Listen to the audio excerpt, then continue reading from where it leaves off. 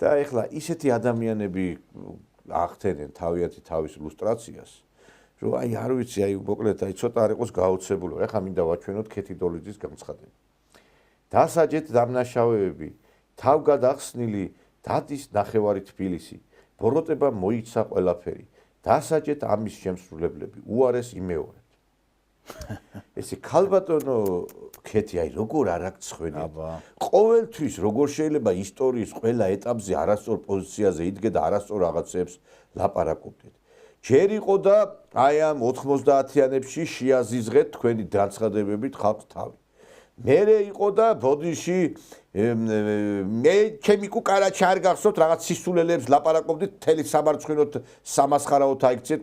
ეხლა როდესაც ქართულ ოცნების იმებზე დადიოდით კაცო და ამ ქართული ოცნების პირობებშიც რაღაცას იყავით. მე რაღაცა გულდაწყვეტილი წამოხვედით იქიდან თეატრიდან. ეხლა ვისაც კი რაღაცა ცოტა წყედა ქონდა ყველამ ესე იგი თავისი ნამდვილი სახე გამოაჩინა. ჩვენც ახლა სიმართლე რო გითხრა შეიძლება მეც პირადად რაღაცა წყედა მქონდა ამ ხელისუფლებიდან რამე ხელისუფლებამ გამიკეთა თანამდებობა მომცა, რამე პრივილეგია მომცა, რაღაცა დამიფასა შრომა, რამეში ბოდიში და რაღაცა ელემენტარულად ყურადღება გამოიჩინა ჩემს მიმართ, თუ რა თქვენზე ნაკლები ვიბრძოლე, თქვენზე ნაკლები გამიკეთებია, თუ რა თქვენ თუ თქვენ სფეროში აკეთებთ, მე ჩემს სფეროში ვაკეთებ ამ ყველაფერს რა. და არ მიმაჩნიათ რომ ურიგოთ ვაკეთებ ამ ყველა. და მაინტერესებს რა ხან ბოღმა გაგჩობთ, უნდა ადგეთ და ეს ბოღმა უნდა ანთხიოთ როგორც გველმა.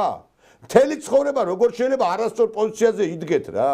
მე ძალიან კარგად მახსოვთ იმ 90-იანებში რა ებს აკეთებდით თქვენ და ის ინტელიგენცია. როდორ რას საშინე იგივე საკეთებთ ეხლა. აი ზუსტად ვინც 90-იანებში იყო საქართველოს ტრების გვერდით იგივე ხარ თქვენც ეხლა. შეიძლება ხალხო რა ვერ გავიგე რა თავგასისხლიანებულიო რა თავგადახსნილი დადისო რა გინდათ ვერ გავიგეთ ესე იგი პოლიციამ თურმე მადლობები უნდა უხადოს ესე იგი იმ ხალხს ვინც კი თურმე რაღაცა უბედურობას ჩადის